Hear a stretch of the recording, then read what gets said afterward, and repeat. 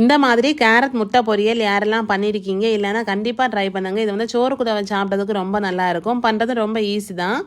2 carrot எடுத்துருக்கேன். தோலை சீவி வாஷ் பண்ணிவிட்டு இந்த மாதிரி குட்டி குட்டியாக கட் பண்ணி எடுத்துக்கலாம். இல்லைனா சீவலில் கூட சீவி எடுத்துக்கலாம்.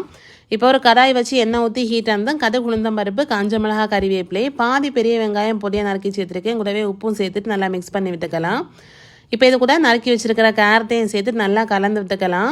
கேரட் நல்லா வேகட்டும். வெந்ததும் இது கூட வந்து தேங்காய், மிளகாய்த்தூள், மஞ்சள் தூள், ஜீரகத்தூள், 4-5 பல்லு பூண்டு தட்டி சேர்த்துக்கலாம். அதையும் சேர்த்து நல்லா மிக்ஸ் பண்ணிவிட்டு எல்லாம் பச்சை வாசனை போது இந்த மாதிரி ஓரத்தில் நீக்கிட்டு 2 டேபிள் ஸ்பூன் எண்ணெய் ஊற்றிட்டு 2 இல்லைன்னா 3 முட்டை உடச்சி ஊற்றிக்கலாம்.